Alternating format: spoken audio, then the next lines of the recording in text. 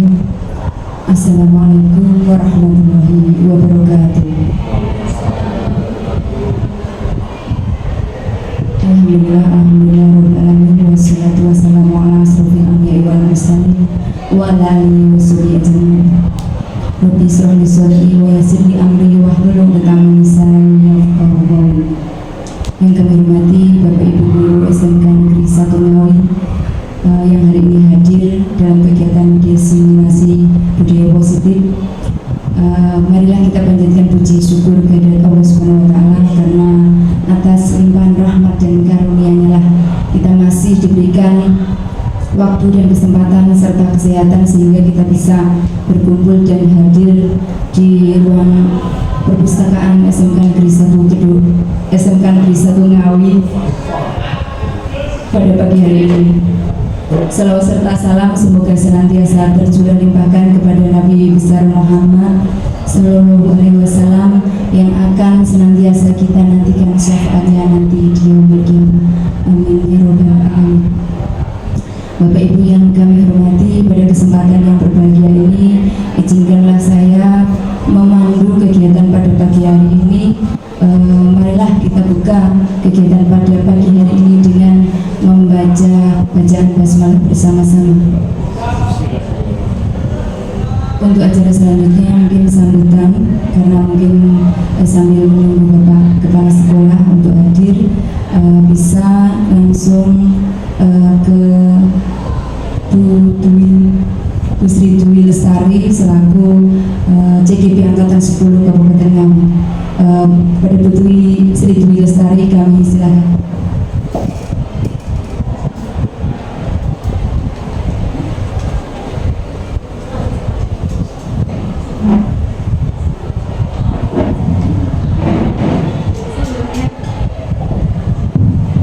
Assalamualaikum warahmatullahi wabarakatuh. Terima kasih kepada Bapak Ibu Guru SMKN 1 Ngawi yang telah hadir dalam acara diseminasi budaya positif, yaitu merupakan aksi nyata dari modul 1.4. Seperti kita ketahui, di SMKN 1 Ngawi ini sudah memiliki banyak sekali budaya positif, Bapak Ibu. Misalkan di setiap paginya kita melakukan apel pagi, itu merupakan salah satu dari budaya positif di SMKN 1 Ngawi.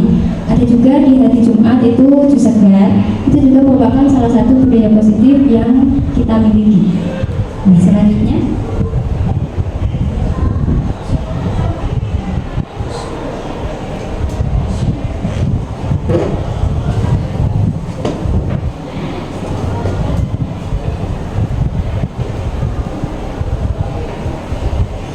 jadi tujuan kegiatan hari ini yaitu melalui kegiatan ini diharapkan dapat menumbuhkan motivasi guru untuk mengimplementasikan budaya positif di lingkungan sekolah.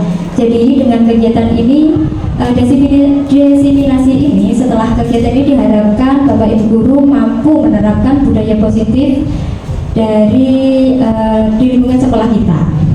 Yang kedua, kegiatan ini diharapkan dapat menjadi wadah untuk diskusi terkait pengalaman dalam penerapan budaya positif.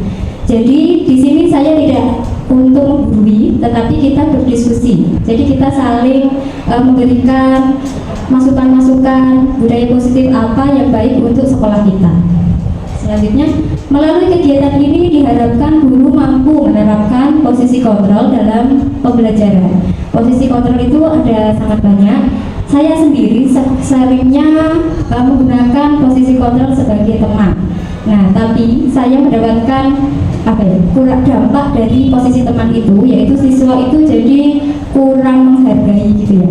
Jadi kayak ke teman sendiri, sopan santunnya itu kurang. Setelah saya merasa tidak dihargai, saya biasanya menggunakan posisi kontrol sebagai seorang pembuat merasa bersalah. Jadi saya merasa anak-anak itu saya, kok kamu seperti itu? Kamu memangnya nggak kasihan sama Bu Dwi? Nah, seperti itu biasanya. Itu ya posisi kontrol yang sering saya terapkan. Nah, apakah itu termasuk posisi kontrol yang sudah baik? Nah, nanti kita lihat dalam yang akan disampaikan oleh Bu Ulfa. Selanjutnya, tujuan kegiatan yaitu melalui kegiatan ini guru mampu menerapkan menerapkan segitiga restitusi dalam penyelesaian masalah siswa. Nah, dari segitiga restitusi ini adakah Bapak Ibu yang pernah mendengarkan apa itu segitiga restitusi? Belum. Kalau belum nanti akan dijelaskan oleh Bu Ulfa.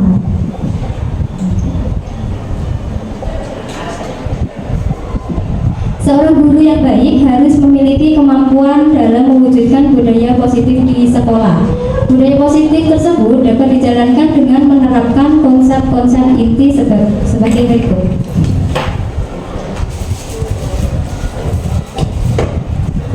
Nah, konsep inti budaya positif yang pertama adalah disiplin positif, kemudian nilai-nilai kebajikan, kebutuhan dasar manusia, motivasi perilaku manusia, keyakinan kelas, posisi kontrol, dan segitiga restitusi. Dari konsep ini nanti yang akan kita bahas yaitu semua ini 7 dari konsep inti budaya positif yang bisa kita terapkan di kelas nanti, yaitu memasuki konsep inti yang pertama, disiplin positif. Menurut Bapak Ibu, disiplin itu apa? Tepat waktu, gitu. Sesuai peraturan. Terus apakah kalau kita tidak disiplin mendapatkan hukuman? Biasanya disiplin positif merupakan salah satu cara penerapan disiplin yang bertujuan untuk mengajarkan anak bertanggung jawab dan menumbuhkan kesadaran diri berdasarkan nilai-nilai kebajikan. Jadi disiplin positif itu bukan untuk menghukum anak, tetapi menumbuhkan motivasi intrinsik dari anak itu agar ia mampu menerapkan kebajikan. Seperti misalkan datang tepat waktu, itu mereka tidak takut karena hukuman, atau mereka tidak mau disebut sebagai siswa teladan, tetapi mereka datang tepat waktu itu memang motivasi dalam dirinya bahwa ia harus mempunyai sifat yang tepat waktu atau disiplin. Demikian perbedaan dari disiplin yang selama ini kita pahami dengan disiplin positif.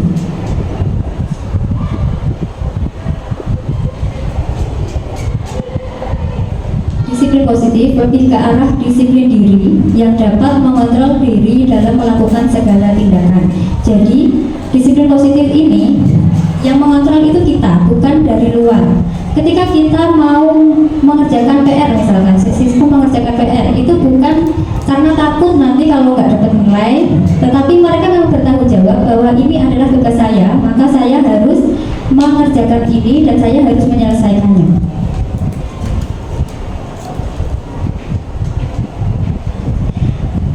Disiplin diri dapat membuat murid memahami dan menyadari berdasarkan motivasi internal, bukan akibat paksaan, ujian, ataupun hukuman. Yang seperti saya jelaskan tadi, bahwa disiplin positif itu lebih merujuk kepada motivasi internal. Jadi motivasi dalam diri anak untuk melakukan sesuatu kebajikan itu. Jadi bukan karena paksaan atau ujian dan juga hukuman.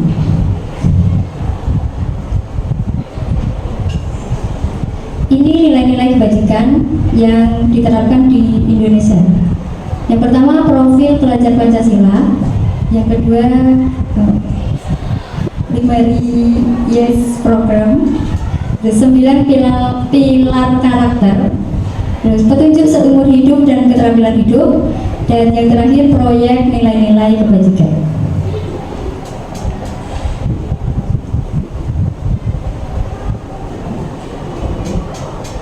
Kebajikan yang ada di Indonesia saat ini yaitu profil pelajar Pancasila. Sudah sering ya Bapak Ibu mendengar apa itu profil pelajar Pancasila? Sudah diterapkan di kelas-kelas.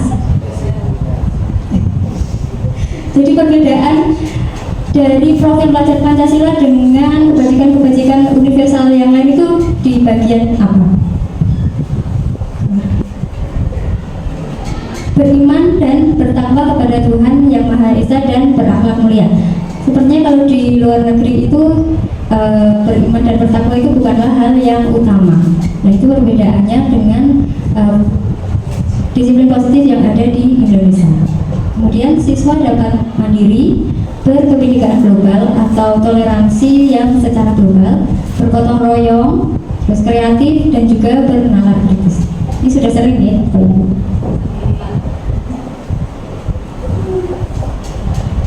Inilah proyek nilai-nilai kebajikan, sangat banyak. Ada peduli, rajin, integritas, rasa hormat, keterus-terangan, keberanian, kebahagiaan, tanggung jawab, sangat banyak ya Bapak Ibu.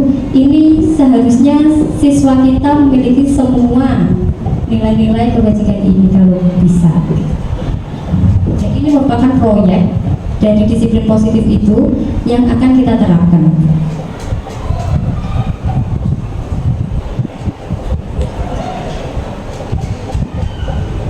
Kita masuk ke konsep inti yang kedua, yaitu kebutuhan dasar manusia.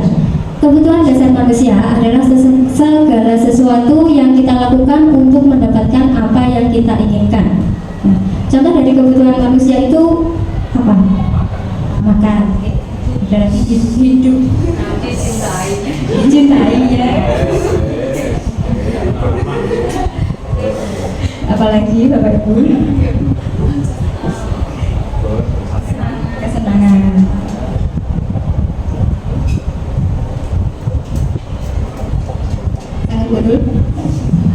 Ada 5 kebutuhan dasar manusia. Yang pertama, bertahan hidup.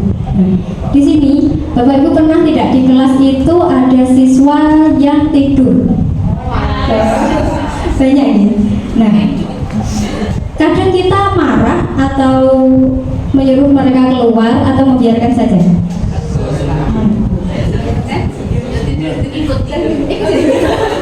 Dulu yang membanggakan saya.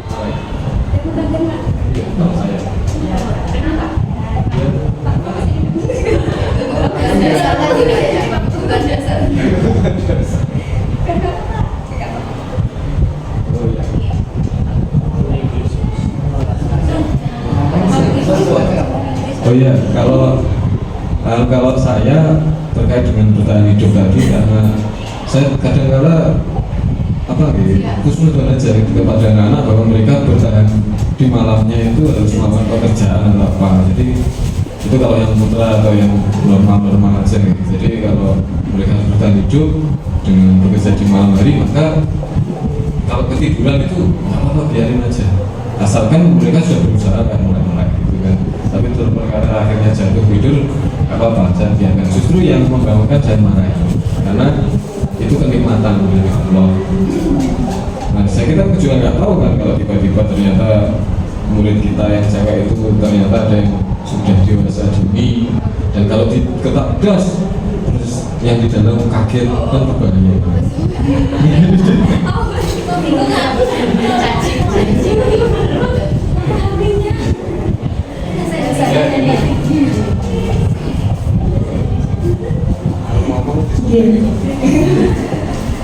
Ya benar. Jadi memang siswa yang tidur itu bukan berarti siswa itu nakal atau tidak peduli dengan kita, tetapi mereka mungkin membutuhkan dasar kebutuhan hidupnya itu yaitu bertahan hidup.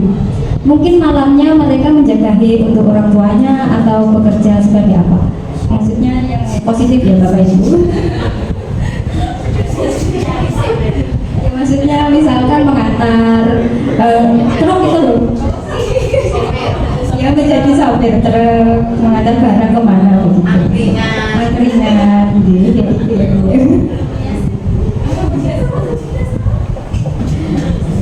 Terus kemudian 5 kebutuhan dasar selanjutnya yaitu kasih sayang atau rasa diterima. Nah, di sini adakah Bapak Ibu yang maksudnya siswa ya Bapak Ibu? Karena kalau Bapak Ibu saya rasa sudah tidak harus kasih sayang.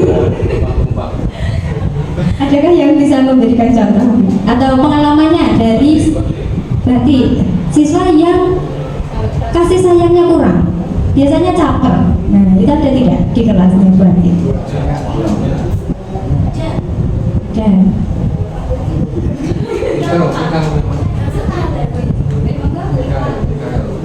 BK, siswanya yang kira-kira kasih sayang. Biasanya mereka itu cari perhatian, pengennya diperhatikan ya, meskipun itu hal-hal kecil. Biasanya anak-anak itu, Bu ini bagus sudah, nah, seperti itu. Jadi mulai mungkin dari penampilan juga sama. Ya, mungkin dandanan jilbabnya bagaimana modelnya, nah seperti itu biasanya anak seperti itu. Kebetulan anak putri ya, kalau anak cowok kebetulan saya baru pegang sebentar di kelas TKJ 1 dan 2 kelas 10, jadi belum terlalu mendalami. Hanya saja memang ada sih, apalagi cowok ya biasanya seperti itu. Terima kasih. Terima kasih Bu Ida atas tanggapannya. Biasanya siswa yang kebutuhan dasarnya akan kasih sayang dan rasa diterima itu kurang, mereka akan mencari perhatian, misalkan memakai lipstik yang tebal. Nah, itu untuk apa? Mereka biasanya biar diperhatikan, dipanggil, dan seperti itu biasanya suka. Mungkin ada juga yang tidak suka. Tapi kebanyakan siswa-siswa yang agak trouble itu mereka orang tuanya broken home, seperti itu. Nah, mungkin salah satu dari masalah-masalah yang mereka hadapi itu karena kekurangan kasih sayang dan rasa diterima itu tadi. Kemudian ada lagi 5 kebutuhan dasar, yaitu penguasaan. Monggo siapa Bapak Ibu? Bu Indah.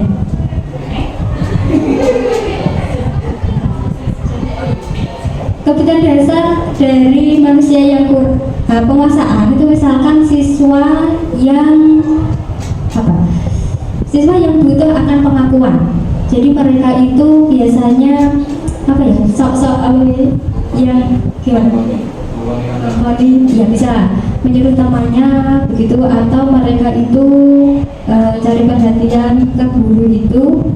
Misalkan seperti butuh apa ya, bahwa saya itu pintar, saya itu anak yang baik, saya itu bisa. Nah, seperti itu. Adakah di kelas Bu Indah yang seperti itu? Oke, monggo dijelaskan.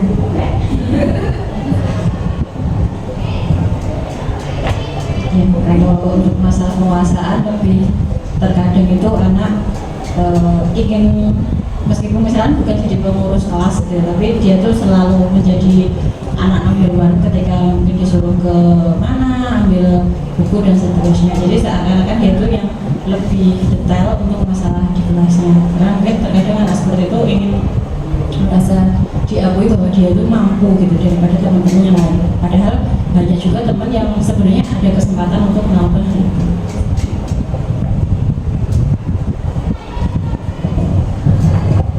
Terima kasih Bu Indah.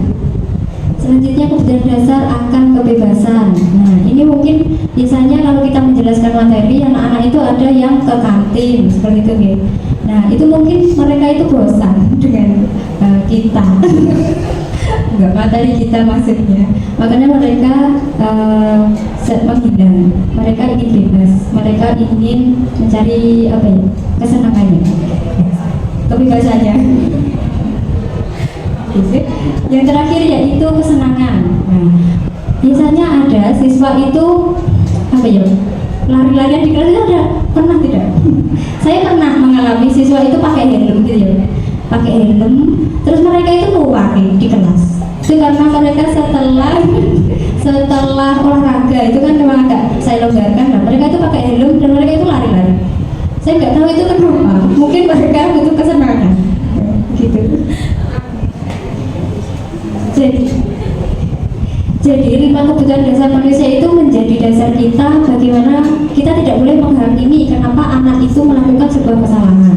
Nah, sebelum kita menghakimi atau kita memberikan hukuman, kita itu harus mencari tahu sebenarnya mereka itu kebutuhan dasarnya itu apa.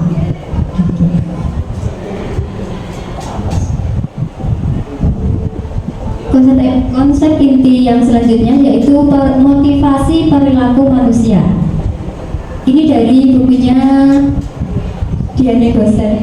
Dalam bukunya Restructuring School Discipline menyatakan ada 3 motivasi perilaku manusia, yaitu yang pertama untuk menghindari ketidaknyamanan atau hukuman, seperti yang saya jelaskan tadi. Misalkan anak-anak masuk mengikuti apel, mereka itu hanya untuk agar tidak dihukum. Nah, itu yang kedua yaitu untuk mendapatkan imbalan atau penghargaan dari orang lain. Biasanya ada nih Bapak Ibu yang anak melakukan sesuatu hanya diuji. Itu salah satunya. Nah, yang kedua ini untuk menghindari ketidaknyamanan atau hukuman dan untuk mendapatkan imbalan atau penghargaan dari orang lain, ini merupakan motivasi ekstrinsik atau motivasi dari luar. Jadi biasanya kalau mereka tidak mendapatkan hukuman, mereka akan bebas, tidak melakukan hal-hal itu lagi, hal-hal kebijakan itu tadi. Nah, kalau mendapatkan imbalan sama. Ketika mereka melakukan sesuatu tidak mendapatkan imbalan atau penghargaan, maka mereka tidak akan melakukannya lagi. Itu merupakan motivasi ekstrinsik. Dan yang terakhir, untuk menjadi orang yang mereka inginkan dan menghargai diri sendiri dengan nilai-nilai yang mereka percaya.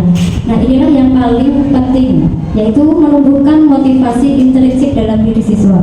Jadi mereka melakukan sesuatu itu untuk menghargai diri sendiri, gitu ya, dengan nilai-nilai yang mereka percaya. Jadi bukan dorongan dari luar, tetapi mereka melakukan dari dalam dirinya sendiri.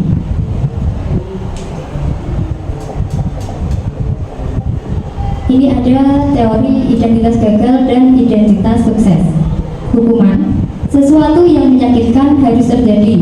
Kalau konsekuensi itu biasanya sesuatu harus terjadi. Berbeda dengan restitusi. Restitusi merupakan pilihan. Misalkan seorang anak melakukan kesalahan, misalkan terlambat. Nah, konsekuensinya itu bisa mereka berlari keliling lawangan. Nah, itu merupakan hukuman. Tadi hukuman. Ya, yang berlari keliling lapangan itu merupakan hukuman. Kalau konsekuensinya, misalkan sebelum istirahat mereka tetap melakukan pekerjaan dari mata pelajaran yang tertinggal tadi, itu namanya konsekuensi. Sedangkan kalau restitusi, mereka diberikan pilihan. Ketika kamu melakukan ini, apa yang akan kamu lakukan? Seperti itu adalah restitusi. Selanjutnya, tidak nyaman untuk murid atau anak untuk jangka waktu panjang. Nah, hukuman ini biasanya membuat anak tidak nyaman. Terus selanjutnya konsekuensinya, tidak nyaman untuk murid atau anak untuk jangka pendek. Ya, karena konsekuensi itu lebih apa ya? Netral dibandingkan hukuman gitu. Maksudnya di bawahnya hukuman. Jadi konsekuensi itu anak sudah tahu ketika saya melakukan kesalahan ini, maka saya akan mendapatkan ini. Nah, itu namanya konsekuensi. Berbeda dengan hukuman. Ketika mereka melakukan ini, terkadang hukumannya itu tidak sesuai dengan apa yang dipikirkan anak. Gitu. Kalau restitusi menguatkan untuk murid atau anak dalam jangka waktu yang panjang. Selanjutnya, korban mendapatkan keadilan. Kalau konsekuensi, korban bisa diabaikan. Kalau restitusi, korban mendapatkan ganti. Ini misalkan ketika anak mencoret-coret buku temannya. Nah, kalau hukuman itu korban biasanya tidak mendapatkan keadilan, karena biasanya siswa itu akan dihukum, misalkan menyapu atau membersihkan WC dan sebagainya itu. Kalau konsekuensi, korban bisa diabaikan. Jadi siswa hanya mendapatkan konsekuensi yang sudah ditetapkan. Kalau restitusi, korban akan mendapatkan ganti. Misalkan si anak ini, kalau kamu mencoret-coret buku teman, apa yang akan kamu lakukan? Nah, si anak ini saya akan mengganti buku dari teman itu. Oleh karena itu, korban bisa mendapatkan ganti atau mendapatkan keadilan. Selanjutnya, murid atau anak akan tersakiti. Konsekuensi, murid atau anak dibuat tidak nyaman. Kalau restitusi, murid atau anak mendapatkan penguatan. Misalkan seperti tadi, siswa yang terlambat, ia akan keliling lapangan. Itu siswa akan merasa tersakiti. Mungkin saja mereka juga merasa ya capek, terus bisa juga merasa malu ya karena mereka harus keliling lapangan itu menjadi pusat perhatian. Nah, di sini murid menjadi tersakiti.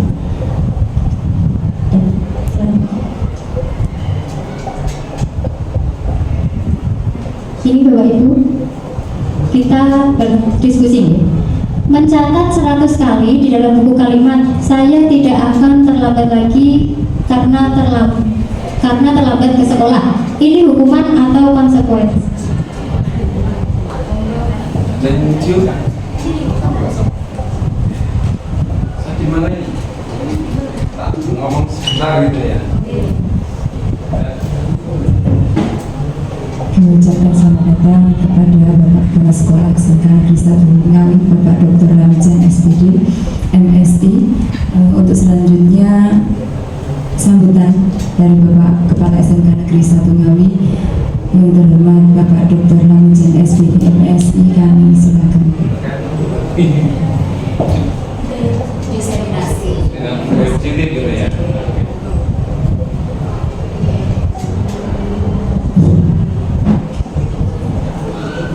Bismillahirrahmanirrahim. Assalamualaikum warahmatullahi wabarakatuh.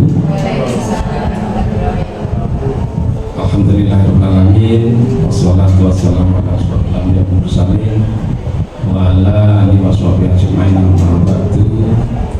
Yang saya hormati Bapak dan Ibu guru SMK Negeri 1 Ngawi, wabil khusus kepada guru penggerak. Ya, ada angkatan berapa ini? 10. Ada Bu Nova dan Bu Sri. Sebelumnya marilah kita panjatkan puji syukur kepada Allah Subhanahu wa taala yang telah memberikan rahmat, hidayah serta taufiknya kepada kita, sehingga pada kesempatan pagi ini kita masih dapat dipertemukan dalam keadaan sehat walafiat.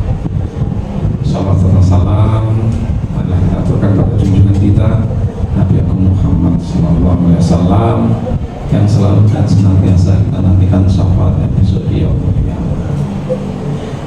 Bapak yang saya hormati, alhamdulillah ya, ini pada saat ini kegiatannya adalah diseminasi dari calon guru penggerak dengan tema budaya positif.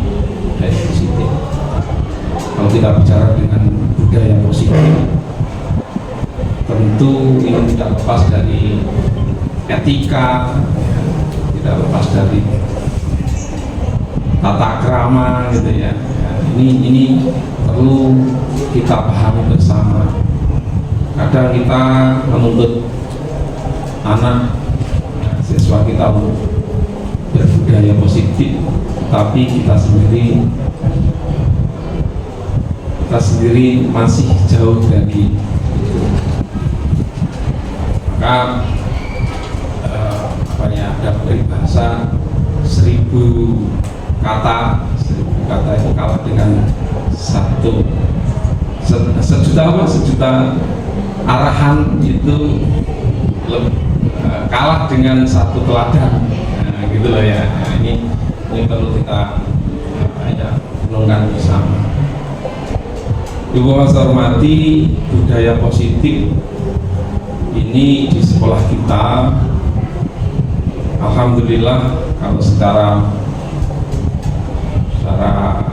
global itu alhamdulillah sudah baik. Tentu hal-hal yang kurang baik perlu kita tingkatkan agar lebih baik. Contoh kedisiplinan, ya, kerapian, ini juga menjadi catatan kita bersama. Ya. Terus budaya positif ini juga perlu juga ketika kita bermedia sosial, bagaimana kita santun dalam bermedia sosial sampai saat ini perlu juga gitu ya. Karena kadang di dunia nyata santun, tetapi ternyata di dunia maya kita nggak santun, banyak ternyata ya. Karena ketika di dunia nyata ini apa ya, Arab ngomong piye yang kasar dan sebagainya apa nggak enak, tetapi ketika ngetek itu ya sakarepe dhewe ternyata ya.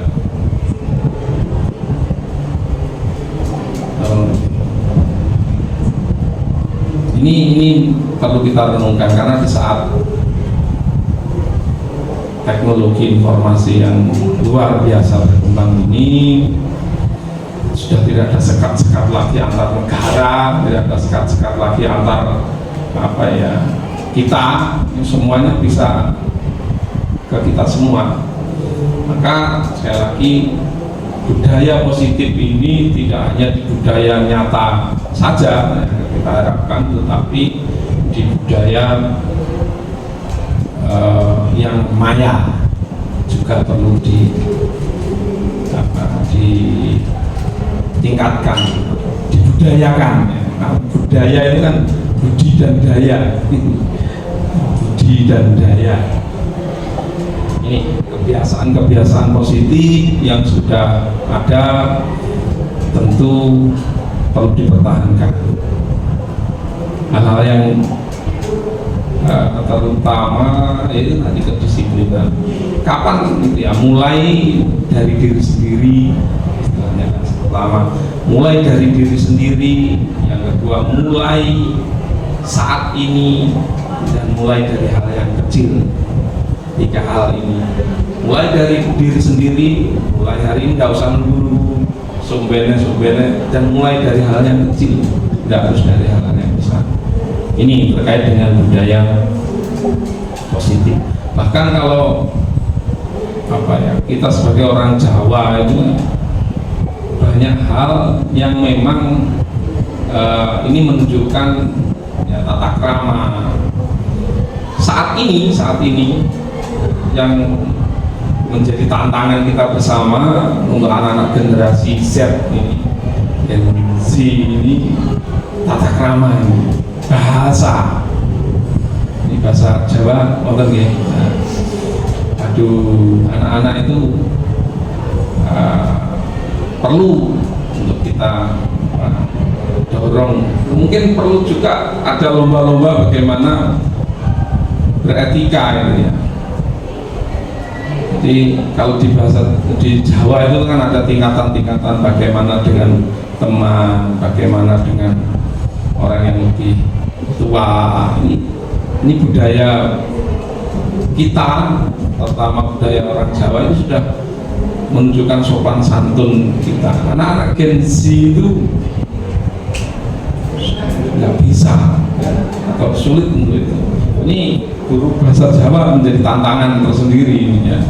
Jadi tantangan. Jangan sampai hanya mempelajari sastra-sastranya, tapi atau mempelajari, saya itu kadang anak macan jenenge hanya gitu saja, enggak.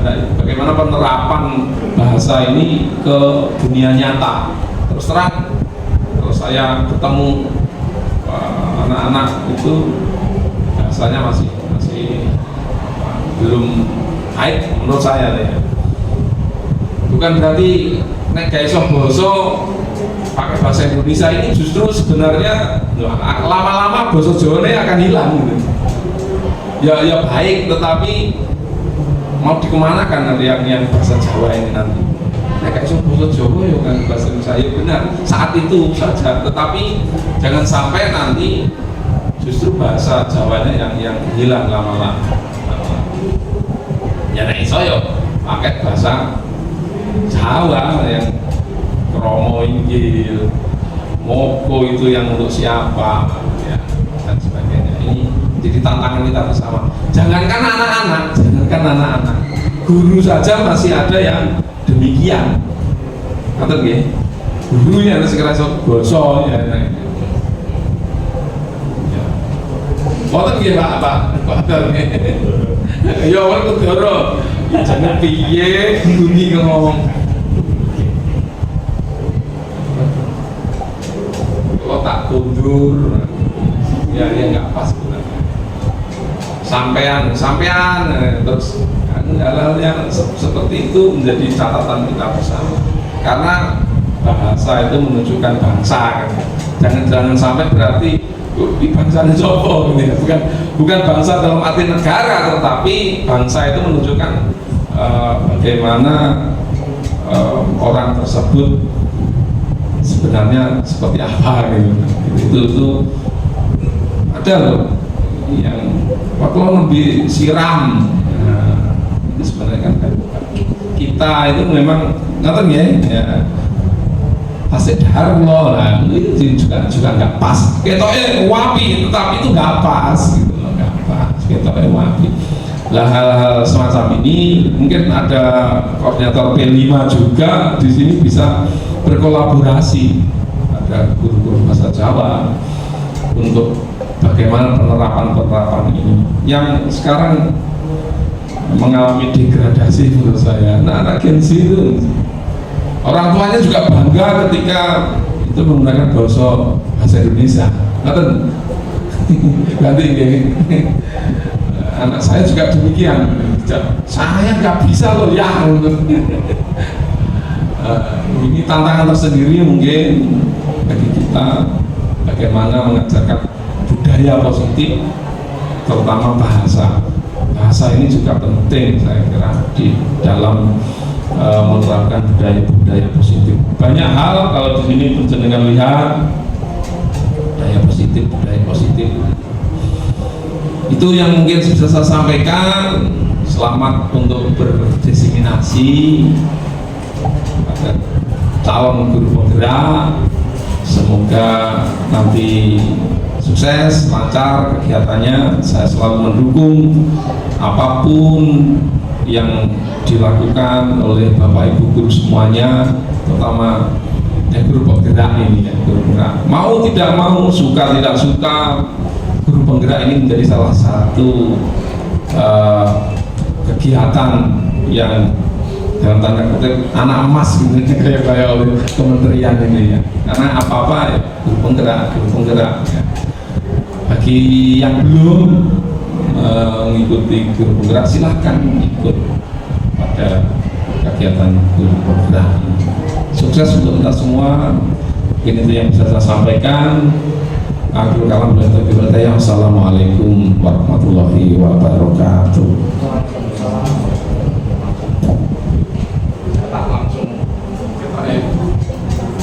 Oke, terima kasih semuanya. Assalamualaikum warahmatullahi wabarakatuh.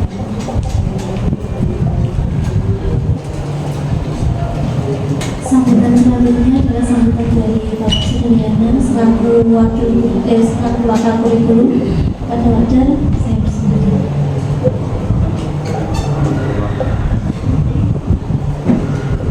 Assalamualaikum warahmatullahi wabarakatuh. Bapak Ibu dan saya hormati, terutama guru penggerak yang sedang berproses calon dan nanti berhasil guru penggerak, karena tadi sampaikan teman-teman guru penggerak merupakan ujung tombak dalam implementasi kurikulum merdeka. Jadi ujung tombaknya, pionirnya berada di situ. Dan kompetensi yang dimiliki guru penggerak dari berbagai aspek itu diharapkan sekolah bisa mengimplementasikan kurikulum nasional sekarang. Merdeka nasional ini lebih baik.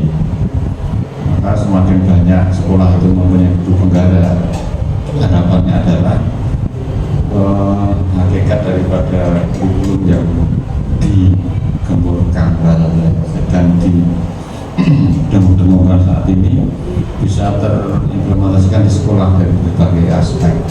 Salah satu aspeknya ini budaya positif ini. Budaya positif sebenarnya boleh dibilang mungkin apakah hal yang baru pada pertanyaan? Tentunya tidak. Sejak kita mengenal pendidikan, tentunya hal itu sudah ada. Apapun yang disampaikan di dalam dunia pendidikan saat ini sebenarnya sejak dulu itu sudah ada. Hanya masalahnya adalah prioritasnya, kemudian prosentasenya aja yang berbeda. Mungkin waktu itu prioritasnya di kompetensinya yang teknis. Sekarang mengarah pada agak semacam prioritas yang sifatnya soft skill. Dulu orang belajar itu lebih cenderung kepada kemampuan hard skillnya. Sekarang ini seolah-olah dibolak-balik dengan katanya sih survei yang mengatakan bahwa terutama dunia SMK ya, survei di dunia kerja bahwa kompetensi itu nomor 2, yang penting justru soft skillnya. Jadi dengan soft skill yang cukup, yang bagus, itu akan mempermudah bagi pihak manajemen perusahaan dalam hal untuk mengelola tingkatan kompetensi teknisnya. Ini yang berkembang saat ini sehingga digerakkanlah kurikulum merdeka tersebut. Maka positif itu bagian dari soft skill, bukan hard skill, bagian dari soft skill. Jadi bagaimana di lembaga itu Bapak Ibu guru terutama baik gurunya maupun anak yang punya anaknya gurunya juga, bagaimana budaya positif itu bisa dikembangkan semaksimal mungkin sehingga soft skill itu kalau tumbuh bagus nanti harapannya akan memicu, akan mempermudah siapapun termasuk guru termasuk siswa dalam meningkatkan kompetensi teknisnya. Sebab dengan kompetensi soft skill itu kan berarti ada greget rasanya siapanya, ada greget, ada semangat, ada motivasi, ada inspirasi, dan macam-macam, ada inovasi, sehingga akan menimbulkan gerakan-gerakan untuk mengarah pada aku harus meningkatkan kompetensiku. Tapi kalau orang soft skill-nya mati, kita yakin ya rohnya itu mati, ya tangan ini mati kan gitu.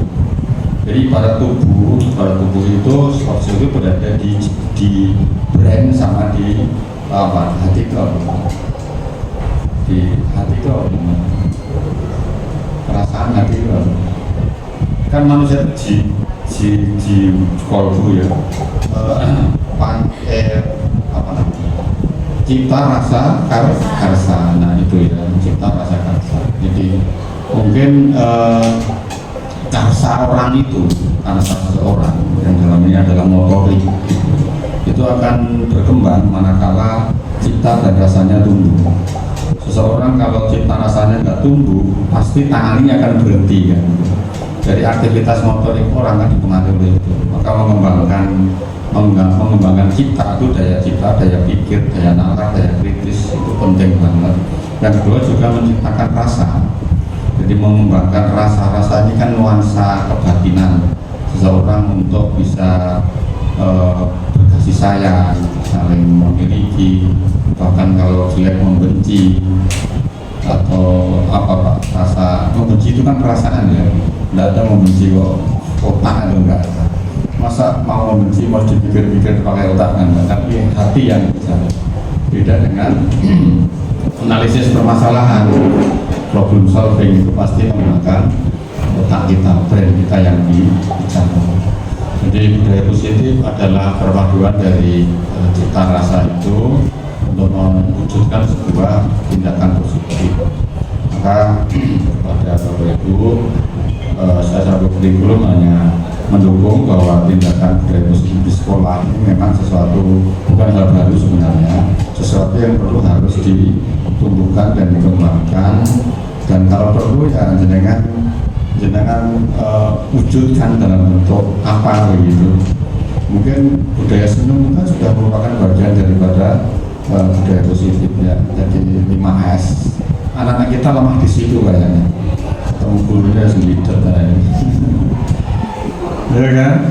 Tunggu tak diulang wadar, saya ketemu ya saya kok nggak kenal, padahal tahu bahwa dia guru SMK. Apalagi di luar sana, di sekolah aja nggak nyapa, apalagi di luar. Nah ini yang jadi masalah terkait dengan budaya positif juga. Jadi menurut saya itu penting ya, bagaimana untuk saling mengenal.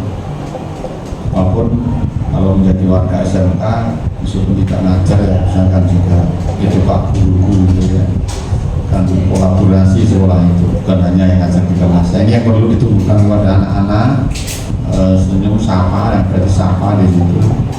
Dengan sapa akhirnya kan senyum, atau dengan senyum akhirnya sapa. Dua kata ini perlu benar-benar ditingkatkan menurut saya, baik antar guru maupun guru dengan anak atau siswa dengan siswa. Ini menjadi sebuah tren yang dari situ akan terjadi toleransi yang tinggi antar kita. Manakala sudah kita tidak, kalau kita dibilang mau kolaborasi kan dari situ sumbernya. Kalau kita dibilang mau bisa kerjasama kan dari situ sumbernya. Mau saling senyum, mau saling sapa. Kalau kita sudah sulit untuk senyum dan sapa, berarti kita jadi orang egois. Orang egois itu berarti orang yang mementingkan kepentingan diri sendiri. Penting kebutuhan itu tercukupi ya sudah. Tidak mau tahu dengan orang lain, ini yang sangat bahaya. Ya, sangat bahaya. Adakah orang-orang yang itu banyak? Ya banyak. Pribadi itu banyak. Jadi menjadi bagian dari soft skill di dunia kerja nggak diterima itu. Ya, dunia kerja di mana pun nggak diterima. Orang egois, orang mau dirinya sendiri, yang penting saya nyaman, yang penting saya selamat, itu nggak diterima sebenarnya. Meskipun akhirnya dia juga merasa nyaman dengan dirinya sendiri, tapi secara organisasi mereka nggak masuk. Nah, saya nggak lepas dari konteks ini, saya nyampaikan bahwa positif itu menurut saya di dalamnya adalah ada itu, senyum dan sapa yang tidak sekedar pamflet, yang orang yang tidak sekedar tulisan yang ditulis dibuang, tapi implementasinya zong. Kasihan ya, implementasinya zong. Masa teman sama guru seliringan saya, Pak Yud, dari mana? Pak Yud, masa diem aja gitu. Ada teman-teman yang kayak gitu ada loh di antara kita. Ketemu nggak sapa. Apalagi anak kita dan monggo ini salah satu bagian dari gaya positif itu untuk dikembangkan sehingga jenengan punya peran yang menggerakkan hal seperti itu diantaranya. Mohon maaf, saya tidak bisa menyampaikan banyak info, mungkin saya tidak tahu materinya. Aku dia, sampai aku ngomong, dan saya kena atau tidak, nyambung atau enggak, jenengan yang tahu. Yang jelas itu sebuah kondisi yang ada hal yang perlu ditingkatkan demi kebaikan kita bersama. Kalau dikupas lagi itu banyak sekali. Ada hal apalagi faktor yang perlu dikembangkan terkait dengan nuansa-nuansa supaya kinerja sekolah lebih baik, supaya hubungan interaksi antar personal itu menjadi lebih baik, yang akhirnya pembelajaran bisa lebih nyaman sehingga bisa sekolah itu menyenangkan. Sekarang ini kan trennya ya, sekolah menyenangkan.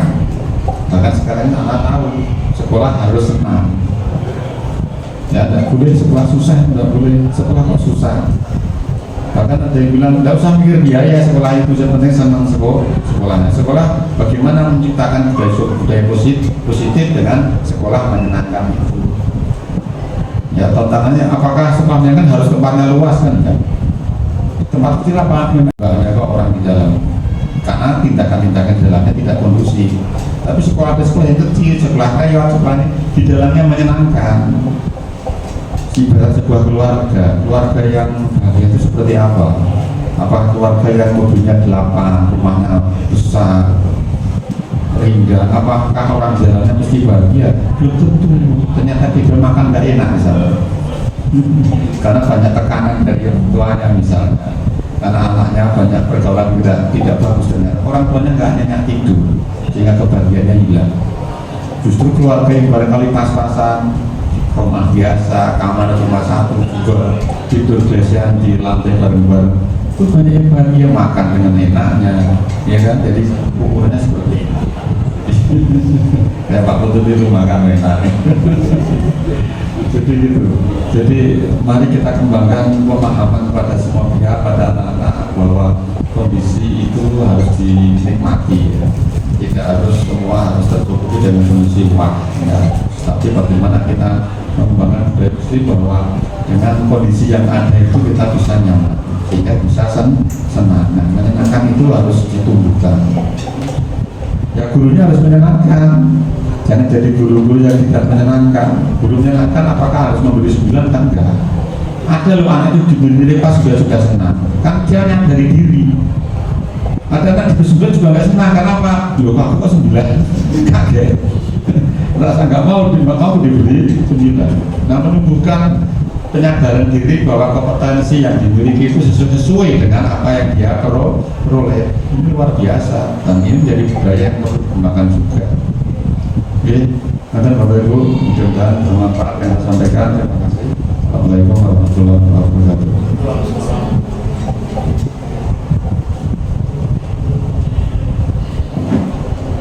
Selanjutnya kepada Ibu Sri Lestari.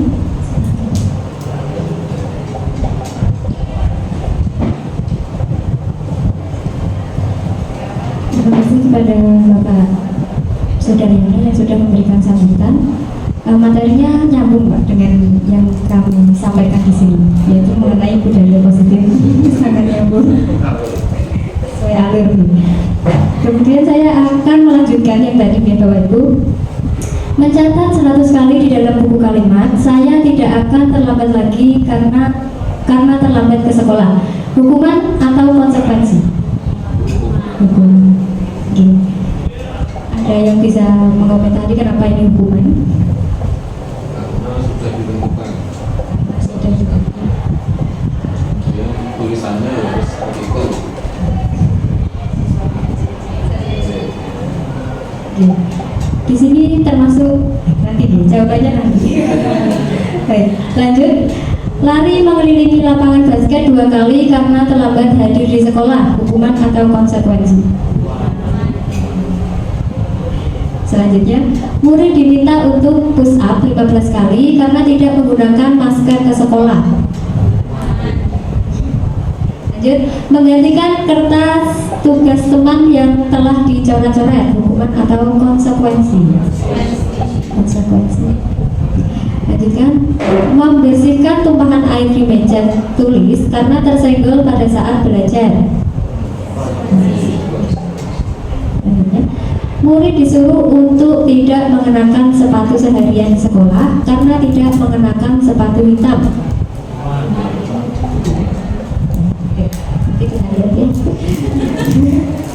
Lari mengelilingi lapangan basket 2 kali karena terlambat 10 menit untuk pelajaran PJOK. Konsekuensi. Karena Konsekuensi atau hukuman ini? saya konsekuensi.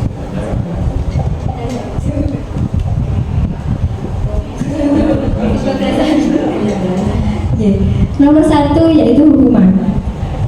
Mencatat 100 kali di dalam buku kalimat. Saya tidak akan terlambat lagi karena terlambat ke sekolah. Itu merupakan hukuman karena tidak sesuai dengan kesalahannya. Berbeda dengan yang ini, lari mengelilingi lapangan basket 2 kali karena terlambat 10 menit untuk pelajaran PJOK. Ini merupakan konsekuensi. Jadi ketika disesuaikan gitu ya Bapak Ibu, bedanya hukuman dan konsekuensi.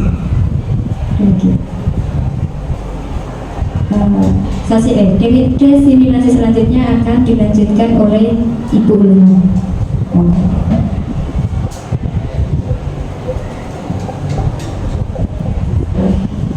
Assalamualaikum warahmatullahi wabarakatuh. Tadi di depan kita sudah membahas banyak sekali, mulai dari disiplin positif, kebutuhan dasar manusia, lalu ada posisi motivasi siswa gitu ya, motivasi intrinsik atau ekstrinsik yang dilakukan oleh siswa. Oke, selanjutnya kita akan ke keyakinan kelas. Nah, sebenarnya keyakinan kelas ini bukan sesuatu yang baru. Saya yakin Bapak Ibu sudah menerapkan di kelas, tapi mungkin belum semua, hanya sebagian saja. Dan biasanya kita menyebutnya sebagai kesepakatan kelas. Pernah membuat Bapak Ibu?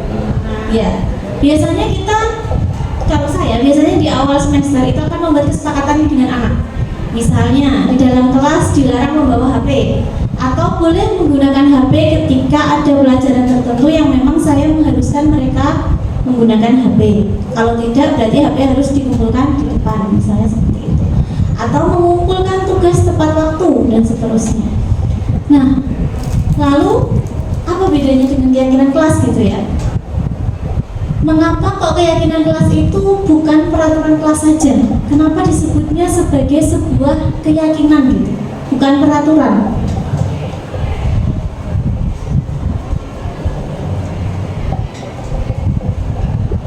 Karena keyakinan sekolah atau kelas berupa pernyataan-pernyataan universal yang mudah diingat dan dipahami dan harus diterapkan di lingkungan sekolah. Misalnya tadi peraturan gitu ya. Ketika kita membahas tentang peraturan, pasti yang terlintas itu ketika kita melanggar sebuah peraturan, maka kita mempunyai yang namanya konsekuensi atau hukuman. Berbeda dengan keyakinan kelas. Keyakinan kelas itu kita meyakini di dalam hati bahwa apa yang akan kita sepakati bersama anak-anak itu akan masuk ke dalam diri anak. Karena biasanya kalau peraturan kelas itu kan kita memang ada diskusi dengan anak, tapi ada konsekuensi di dalamnya. Tapi kalau keyakinan kelas, tapi nanti untuk konsekuensi apa yang nanti akan terjadi gitu ya, itu adalah hasil dari sebuah restitusi.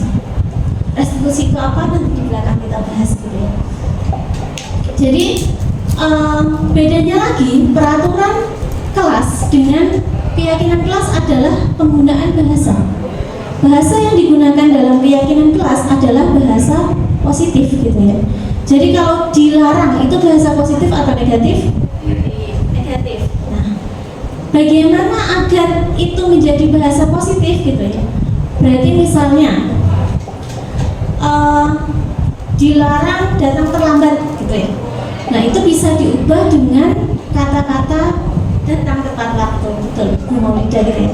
Jadi kita bisa merubahnya dengan datang tepat waktu.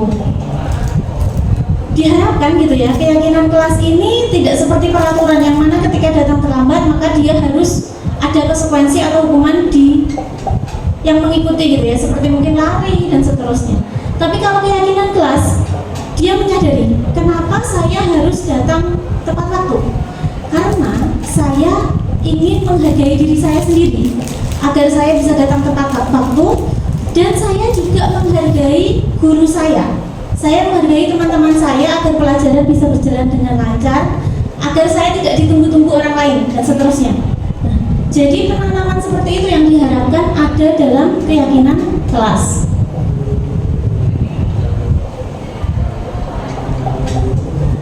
Nah, pembentukan keyakinan kelas. Dalam pembentukan keyakinan kelas ini diharapkan sebenarnya setiap guru melakukan hal ini gitu ya, terutama wali kelas.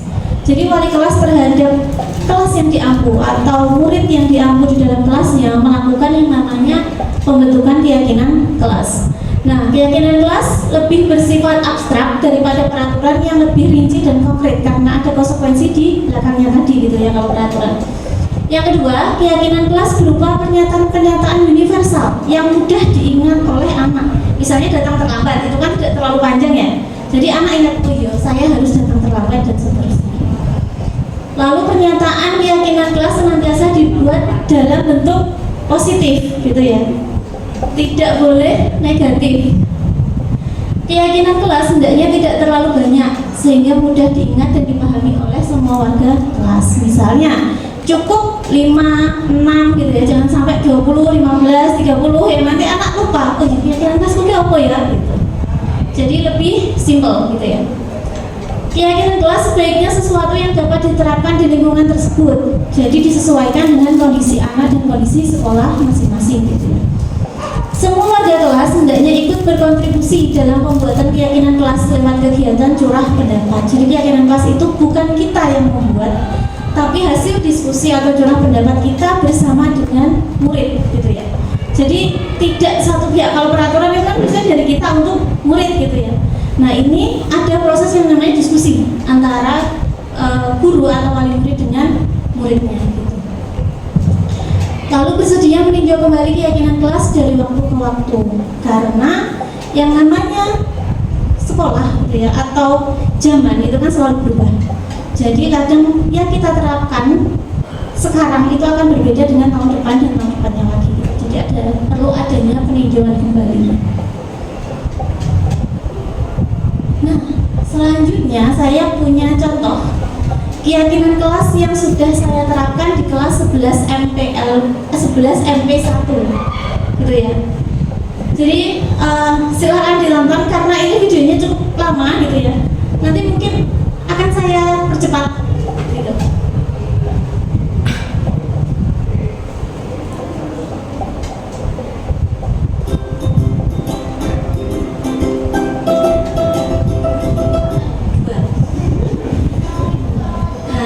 Proses awal. Proses awal ini saya menjelaskan ke anak-anak apa itu keyakinan kelas itu. Mungkin bisa disimak.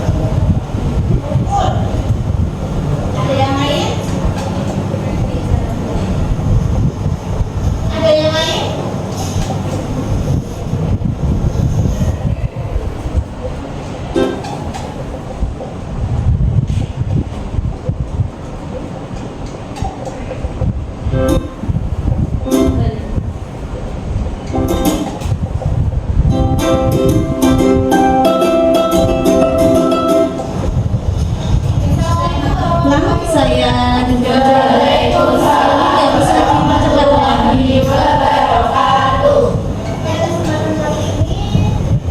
Inti dari pembuatan keyakinan kelas itu pertama harus ada diskusi dengan murid gitu ya. Kita harus ada proses menggali dari murid sendiri sebenarnya apa yang mereka inginkan agar kelas mereka itu damai, ayam, tentrem gitu ya. Yang kedua adalah agar proses diskusi ini bisa berjalan dengan lebih mudah, maka kita bisa menggunakan sticky note atau post-it gitu ya, agar mereka bisa mencurahkan pendapat mereka dengan aman, nyaman, tanpa mereka takut terdiskriminasi gitu. Jika ada temannya yang melihat mungkin atau gurunya mungkin mereka kan merasa malu. Nah ini kita kasih post-it agar mereka bisa membuat apa yang mereka rasakan itu dengan bebas. Nah setelah itu kita kelompokkan dari hasil anak-anak itu menjadi yang sama, kita kelompokkan menjadi satu sehingga hanya ada beberapa kalimat yang nantinya akan disepakati menjadi keyakinan kelas. Nah setelah itu dari hasil yang sudah disepakati itu nanti kita minta anak-anak untuk tanda tangan pada kertas tersebut sebagai bukti bahwa ini adalah kesepakatan dari semua murid, bukan hanya 1-2 anak saja gitu. Nah, lanjut aja ya. Kita lanjut nomor ya Bapak Ibu. Intinya seperti itu dari kesepakatan kelas.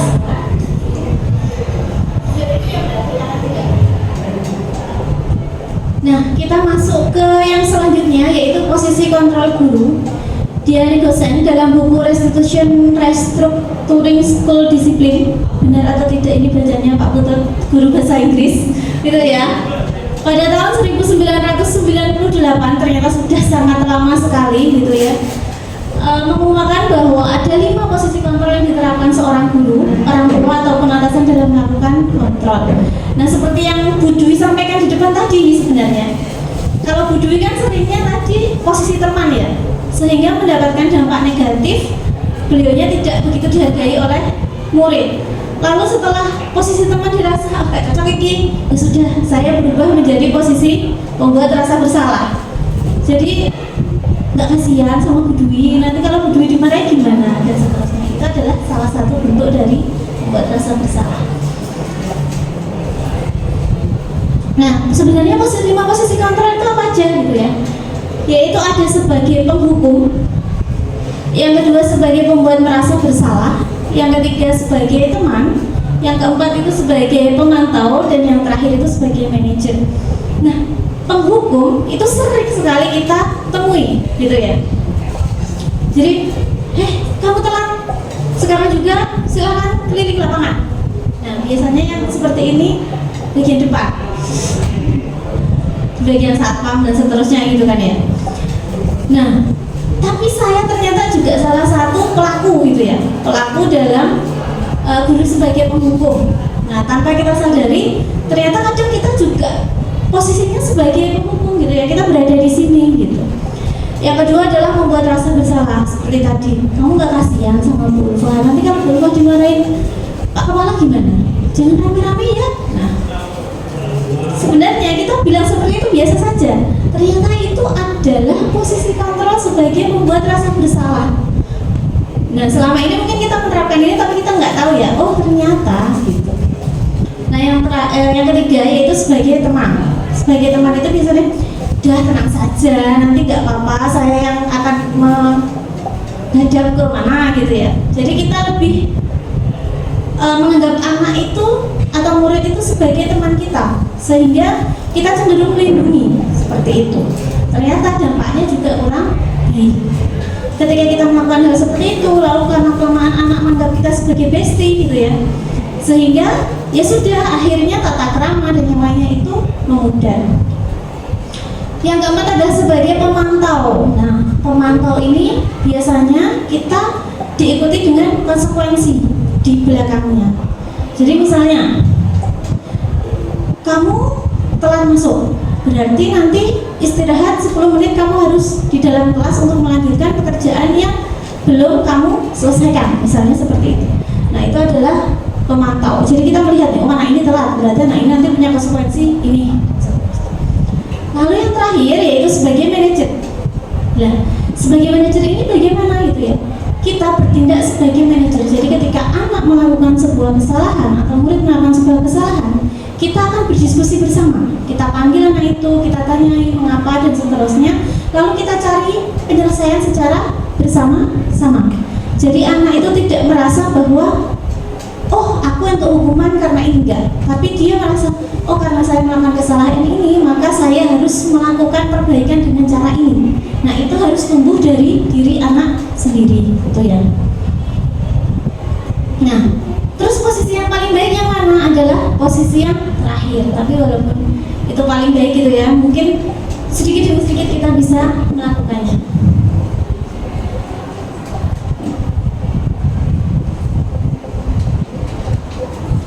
Seorang penghukum bisa menggunakan hukuman fisik ataupun verbal seperti keliling tadi ya.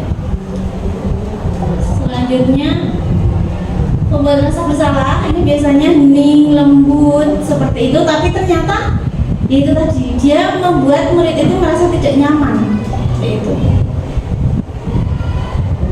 Selanjutnya sebagai teman, nah sebenarnya bagus tapi dampaknya ternyata tidak bagus seperti itu. Lalu yang sebagai pemantau, nah, dia mengikuti konsekuensi di belakangnya. Dan yang terakhir sebagai manajer. Jadi anak menemukan solusinya sendiri, apa yang harus dia lakukan. Nah, dalam kita menggunakan posisi manajer, gitu ya, maka kita bisa menggunakan penyelesaian dalam segitiga restitusi. Apa itu segitiga restitusi? Yaitu proses penciptakan kondisi bagi murid untuk memperbaiki kesalahan mereka, sehingga mereka bisa kembali pada kelompok mereka dengan konkret karakter yang lebih kuat. Pendekatan ini bertujuan untuk mengatasi konflik, pelanggaran, dan masalah perilaku siswa dengan cara yang positif dan membangun motivasi intrinsik dari diri murid. Nah, pada segitiga restitusi ini, gitu ya, itu ada yang namanya segitiga. 3 tahapan. Yang pertama adalah menstabilkan identitas. Menstabilkan identitas ini biasanya kita tandai dengan manusia tidak ada yang sempurna. Semua orang pernah melakukan sebuah kesalahan. Nah, itu adalah kata-kata dalam menstabilkan identitas. Jadi kita meminta murid merasa bahwa wes melakukan kesalahan itu manusiawi, nggak masalah. Semua orang itu pernah melakukan kesalahan. Lalu validasi tindakan yang salah. Validasi tindakan yang salah di sini kita memberikan kita memvalidasi tindakan apa yang dilakukan anak itu merupakan kesalahan atau tidak lainnya. Ini menstabilkan identitas. Jadi yang awalnya murid merasa gagal karena dia melakukan kesalahan, kita besarkan hatinya bahwa kesalahan itu manusiawi. Semua orang pernah melakukan kesalahan seperti itu. Lalu validasi tindakan yang salah dilakukan berdasarkan prinsip setiap perilaku berupaya memenuhi kebutuhan tertentu. Jadi tadi di depan ada 5 kebutuhan manusia yang ketika anak tidak mendapatkannya maka dia akan membuat masalah di sekolah. Misalnya tadi yang tidak mendapatkan kasih sayang di rumah, maka dia akan cenderung di sekolah caper, mencari agar bagaimana caranya saya bisa dipanggil TK, bagaimana caranya saya bisa dipanggil kesiswaan dan seterusnya gitu. Terus guru akan bergeser dari pemikiran stimulus respon menjadi proaktif, sehingga dengan mengenali dan mengakui kebutuhan murid akan memperbaiki hubungan dengan murid. Jadi kalau hukuman tadi menimbulkan dendam, kalau restitusi ini diharapkan ya semuanya akan baik-baik saja karena proses murid merasa bersalah itu berasal dari diri murid sendiri. Terus yang ketiga, menyanyikan keyakinan. Nah, sebelum saya lanjutkan ke sini Bapak Ibu, bisa minta tolong Bapak Ibu untuk berdiri sejenak. Nah, ini pas ya? Ini konsekuensi bukan? Silakan berdiri sejenak Bapak Ibu. Lalu silakan berpasangan dua-dua. Mohon yang bapak-bapak dengan bapak-bapak saja, nggak usah bapak tegur, monggo. Ya, sudah ya. Setelah berpasangan, mohon tangannya seperti ini, seakan-akan akan berjabat tangan. Jaraknya cukup satu kepal saja. Mohon Bapak Ibu ini menerapkan dalam dirinya siapa yang menjadi ganjil dan siapa yang menjadi genap.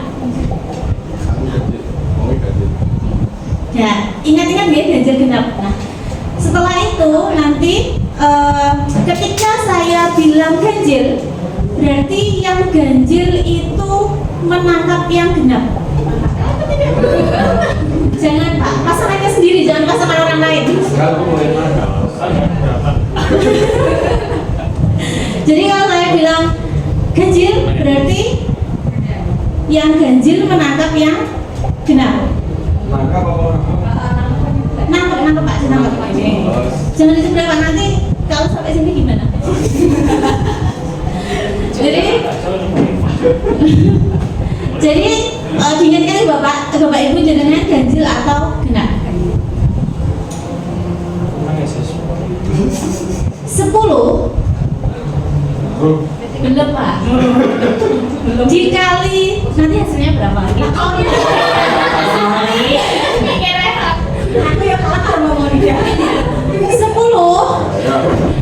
dikali 10 sama dengan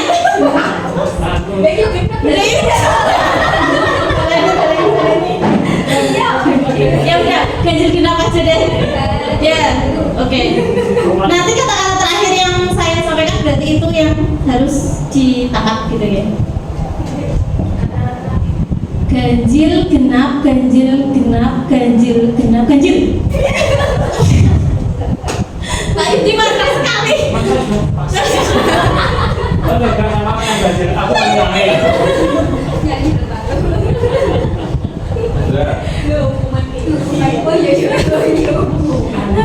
Sekali lagi ya Bapak Ibu.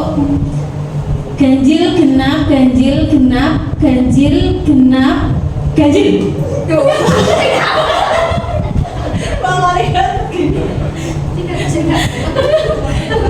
Pak Yudi, Pak Tunggu bisa. Bisa apa gitu Pak, nyanyi juga boleh Pak. Atau apa juga boleh, mau senang juga boleh. Menghabiskan semakin Mbak Monika. Saya sudah kompromi dengan dia. Aku tak mengenai. Oke, baik, terima kasih Bapak Ibu. Biar tidak ngantuk gitu ya, karena kita ternyata sudah lama sekali. Rencana saya 1 jam, ini sudah hampir 2 jam. Oh iya, tenang, nanti di belakang. Menanyakan keyakinan di sini biasanya ditandai dengan kata-kata. Lalu keyakinan kelas apa yang kamu langgar? Bagaimana cara kamu memperbaiki kesalahan tersebut dan seterusnya. Nah itu diharapkan muncul dari diri siswa sendiri, misalnya. Iya Bu, saya melanggar keyakinan kelas, saling menghormati. Lalu konsekuensi apa yang akan kamu lalu apa yang kamu lakukan agar untuk memperbaiki masalah tersebut? Misalnya dia bilang, saya akan meminta maaf Bu, saya akan mengganti bukunya dan seterusnya. Seperti itu. Nah, ini adalah contoh kasus dari keyakinan kelas. Nah, ini Ria sebagai ketua kelas merasa tidak dihargai saat memimpin diskusi mengenai iuran kelas. Ia sangat marah sehingga tidak dapat mengontrol emosinya. Nah, ini adalah segitiga restitusi yang dilakukan oleh Ibu Sri Dwi Lestari di kelas Ria, yaitu 11 ME.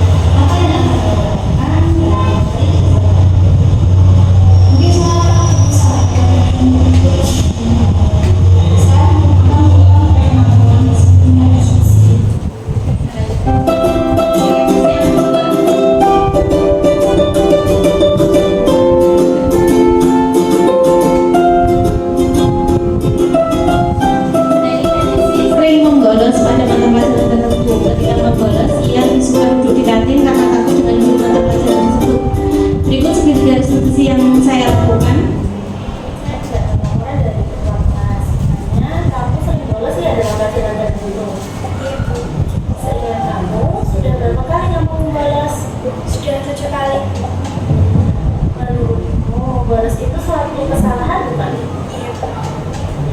Baik ya Desi, berbuat kesalahan itu manusiawi. Setiap orang tentu pernah melakukan sebuah kesalahan. Yang terpenting, bagaimana kita bisa memperbaiki kesalahan itu. Setuju? Setuju. Desi, kita cari solusi besar ya.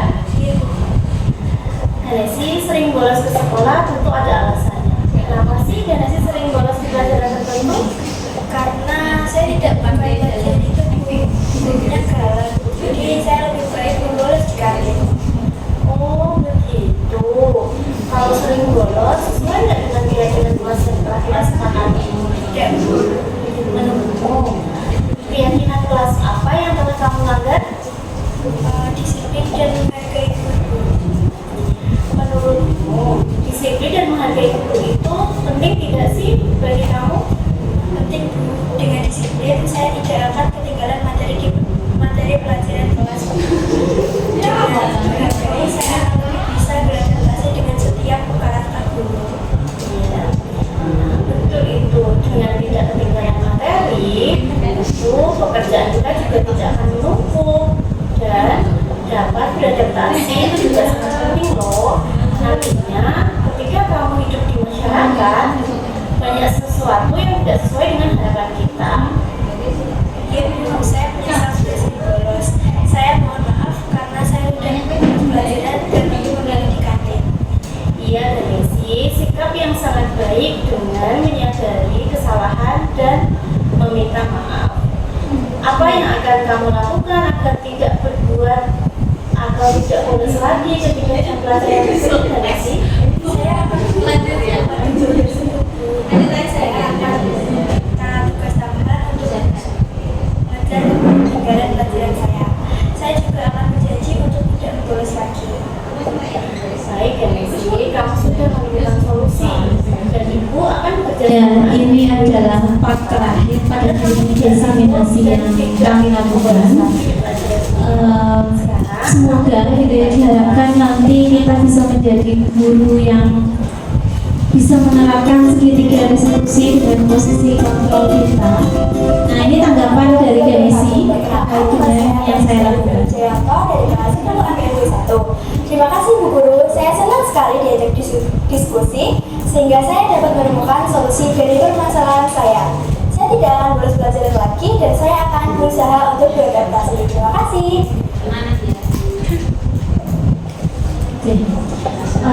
Mungkin itu yang dapat kami sampaikan. Semoga diseminasi yang kami lakukan ini dapat menambah ilmu dan juga wawasan dari Bapak Ibu Guru, dan harapan kami semoga ini bisa terrealisasi di dalam kelas-kelas gitu ya, sehingga terutama untuk saya pribadi ketika menghadapi murid yang mungkin agak bermasalah gitu ya, saya bisa lebih sabar dan ingat posisi saya sebagai manajer dan juga menggunakan segitiga restitusi yang baik dan benar. Oke, mungkin demikian dari saya. Langsung dulu aja.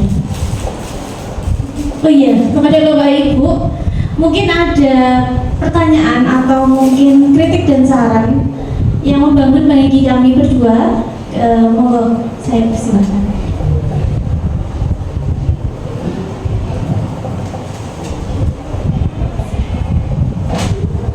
Sebelumnya terima kasih untuk Bu dan Ibu Sri Bumi. Sebenarnya saya hanya ingin memastikan pada diri saya sendiri gitu. Pertanyaan terkait dengan apakah keyakinan kelas itu sama dengan pembiasaan kelas. Kalau tadi kan MUI kan beda ya, otomatis kan ada intervensi dari kita sebagai seorang guru. Tapi kalau keyakinan kelas itu kan dibahas bersama, apakah itu juga termasuk pembiasaan kelas? Bolehkah dibahas sama seperti itu? Terima kasih. Wassalamualaikum warahmatullahi wabarakatuh.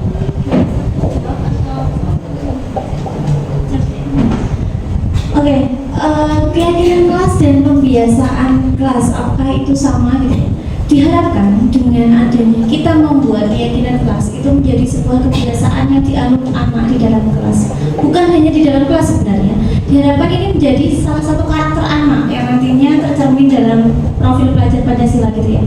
Jadi diharapkan anak ini tidak hanya berlaku itu ketika di kelas saja, tapi nanti ketika dia di luar kelas, seperti tadi yang Pak Sudaryana sampaikan, bahwa mereka akan ada di dunia kerja gitu ya. Di dunia kerja pun mereka akan menggenggam itu bahwa saya harus datang tepat waktu. Saya menghargai teman, saya menghargai guru, saya menghargai sesama dan sebagainya. Itu diharapkan menjadi kebiasaan mereka, sehingga tidak hanya di dalam kelas, tapi dimanapun mereka berada, mereka akan selalu menanamkan itu di dalam jiwa mereka, begitu. Jadi dimulai dari keyakinan kelas, menginternal di dalam diri siswa, sehingga nanti dimanapun murid itu berada, dia akan selalu menanamkan nilai-nilai itu. Dia Pak Putut sebagai ketua profil pelajar Pancasila untuk Bu Maulida.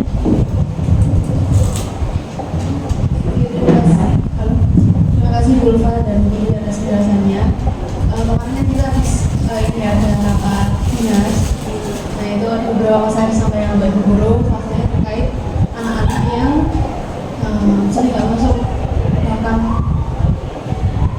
misalnya per semester atau per satu semester juga bisa dihitung dengan jari, atau bahkan belum ada guru yang belum pernah ketemu dengan anaknya. Nah itu apakah bisa menjadi salah satu alternatif solusi untuk mengatasi anak-anak seperti itu dengan segitiga restitusi tadi, dan kira-kira bagaimana implementasinya? Terima kasih.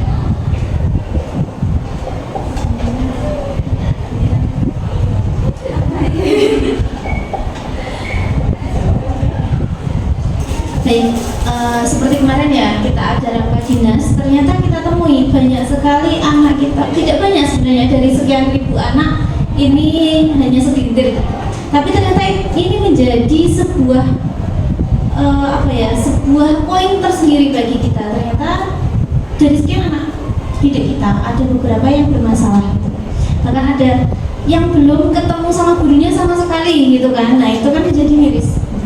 Nah, apakah itu bisa diterapkan dengan segitiga restitusi dengan posisi manajer tadi deh? Sebenarnya sangat bisa sekali. Misalkan kita bisa memanggil anak tersebut gitu ya. Nah, biasanya ketika anak dipanggil itu mereka merasanya, oh aku harus dihukum ini, saya mau di ini kan ini gitu kan.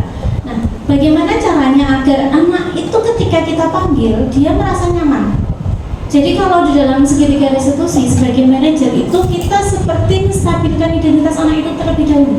Jadi kita menyampaikan bahwa membuat kesalahan itu wajar. Kalau Bu Ulfa di posisi kamu, mungkin Bu Ulfa juga akan melakukan hal seperti itu gitu. Jadi dia merasa, oh iya, berarti nggak apa-apa. Berarti apa yang saya lakukan itu wajar, normal seperti itu. Nah setelah itu baru kita validasi tindakan yang salah gitu ya. Jadi dari tindakan, sebenarnya tindakan itu salah tidak, nah itu kita validasi, kita konfirmasi kembali, benar nggak sih apa yang kita dengar bahwa dia itu marah-marah, benar nggak sih apa yang kita dengar bahwa dia itu nggak pernah masuk sama sekali, kayak gitu. Jadi kita bisa memvalidasi tindakan yang salah di situ. Kalau dia sudah bilang, iya Bu, saya nggak pernah masuk, terus kita tanya, kenapa kamu tidak masuk? Karena misalnya saya sudah bekerja Bu, misalnya ya, seperti anak tadi yang tidak pernah masuk sama sekali gitu. Saya nggak pengen sekolah Bu, saya pengennya itu nggak sekolah di SMK 1, saya itu pengennya sekolah di sini dan seterusnya. Ternyata kan banyak anak-anak kita yang seperti itu gitu ya. Nah itu perlu kita tahu. Jadi kenapa? Ternyata dia di sini dipaksa. Ternyata dia di sini kenapa? Kadang kita menjudge sesuatu tanpa kita tahu dulu. Sebenarnya anak ini kenapa? Kita tiba-tiba langsung menjudge A, B, C, D seperti itu. Lalu setelah itu, ketika anak itu sudah mengungkapkan pendapatnya, kita cari solusi bersama. Jadi untuk memperbaiki masalah ini apa yang bisa kamu lakukan dan seterusnya. Tapi kalau melihat dari anak-anak yang memang tidak pernah bertemu sama sekali gitu ya, berarti kan dia untuk datang ke sekolah saja sudah tidak mau. Gitu. Nah, mungkin kalau untuk seperti itu lebih ke arah sekolah dan BK. Kalau segitiga restitusi ini bisa diterapkan asalkan anaknya bisa datang, atau kita yang bisa menemui anaknya. Intinya ada percakapan dua arah dari si manajer atau posisi manajer ini dengan pihak yang akan lakukan studi eksekusi. Asalkan bisa ketemu, kalau tidak, ya tidak bisa dilakukan gitu ya. Bayi pun tidak bisa dilakukan gitu. Mungkin ada tambahan dari Bu Sri Dwi, monggo.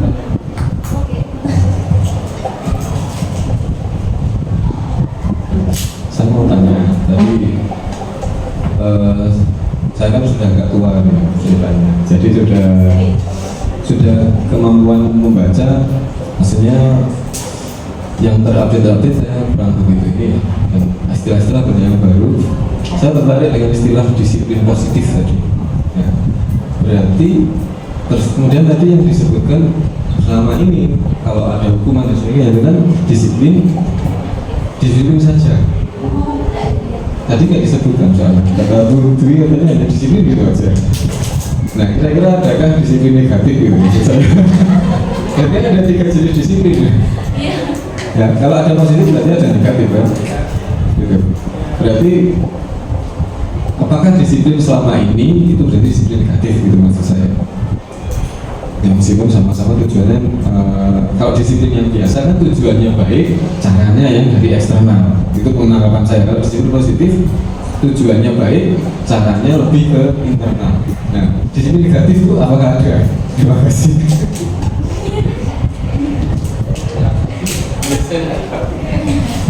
Terima kasih Pak Fikun atas pertanyaannya. Setahu saya tidak ada untuk disiplin negatif. Tidak pernah disebutkan. Mungkin adanya kata disiplin positif itu agar cara penanganan dari disiplin itu lebih mengarah ke positif, lebih ke internal, lebih ke bagaimana siswa itu bisa melakukan disiplin dari diri sendiri, gitu, bukan dari luar. Nah, kalau disiplin biasa, maksudnya nggak ada negatifnya. Disiplin biasa yang kita terapkan itu kan anak melakukan sesuatu hal, nilai-nilai kebajikan itu hanya dari luar saja, takut dihukum atau biar dapat penghargaan. Nah, itulah kenapa digunakan kata disiplin positif. Masih ada pertanyaan? Kalau di dunia kerja itu cenderung positif apa disiplin? Di dunia kerja, nah, itu disiplin biasa ya. Konsekuensi ya. Iya. Ada itu termasuk konsekuensi karena kan ada ya kesalahan lalu ada yang menyertai di belakangnya seperti, tapi dia sudah tahu di awal kayak Buyu bahwa nanti ketika telat maka akan ada pemotongan, ketika tidak masuk akan dipotong, itu sudah.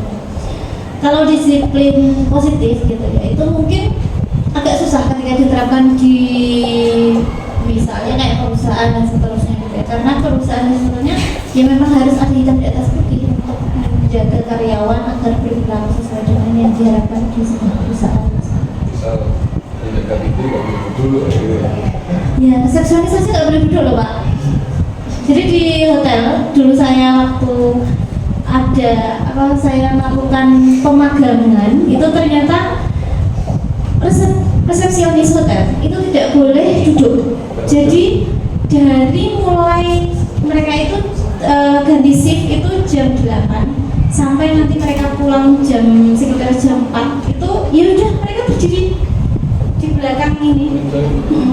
Karena saya guru ya Pak ya, jadi bukan asli sebagai pekerja seperti itu. Akhirnya saya curi-curi waktu untuk ke toilet dan saya duduk.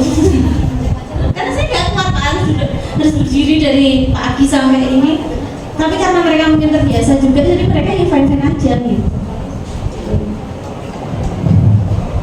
Mungkin ada pertanyaan lain dari Bapak Ibu, sampun? Sudah, terima kasih Bapak Ibu atas kehadirannya. Terima kasih sudah meluangkan waktu untuk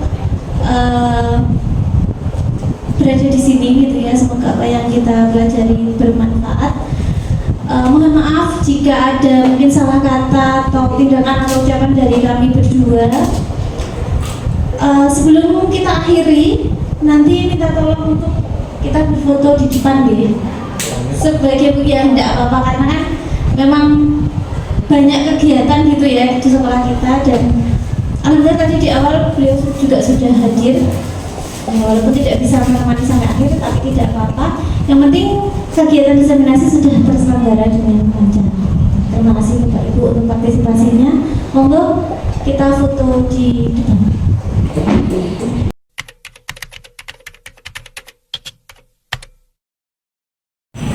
Assalamualaikum warahmatullahi wabarakatuh.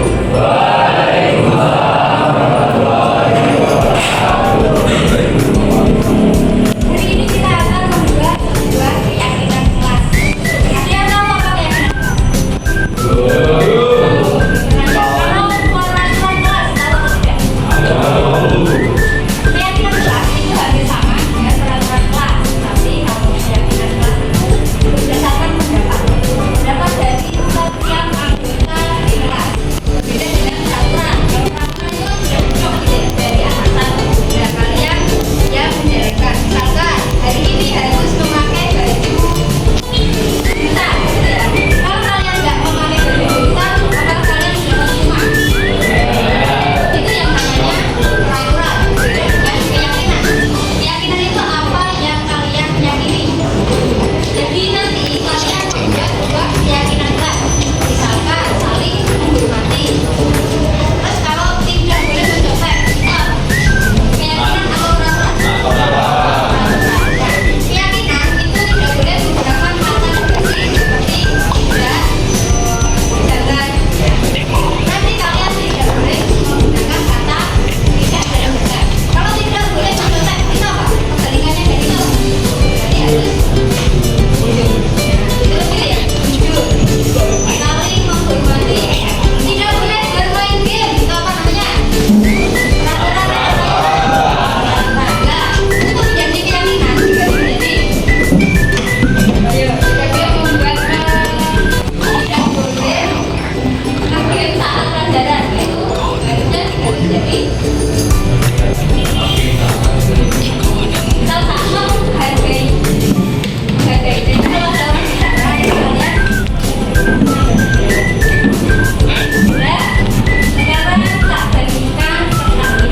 Kalian menulis masing-masing satu. Kita bisa saling menghormati atau keyakinan apa yang ingin kalian ya. Nanti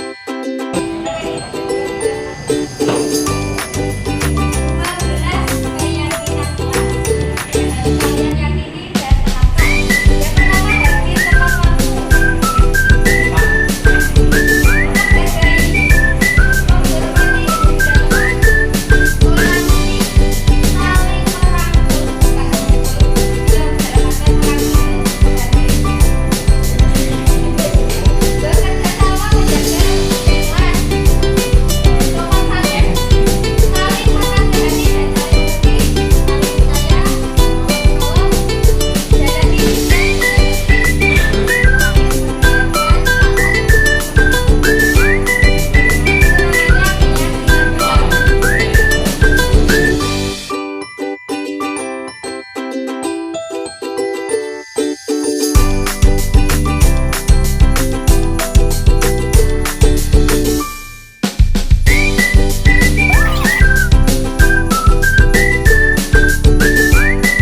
sini.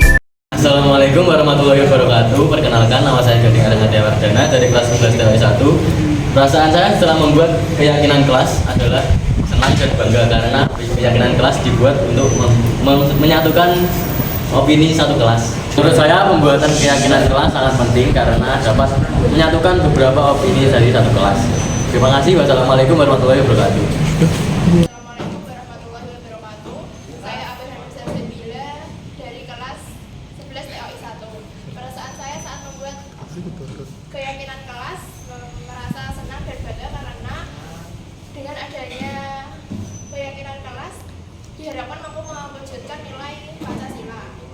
Membuat keyakinan kelas menurut saya penting karena aturan yang akan ditaati siswa di kelas dan disepakati tidak untuk dilanggar. Terima kasih. Assalamualaikum warahmatullahi wabarakatuh.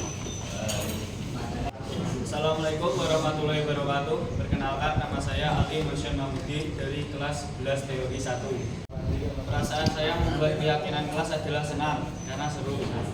Pembuatan keyakinan kelas itu sangat penting karena lebih kondusif. Sekian, terima kasih. Wassalamualaikum warahmatullahi wabarakatuh. Waalaikumsalam.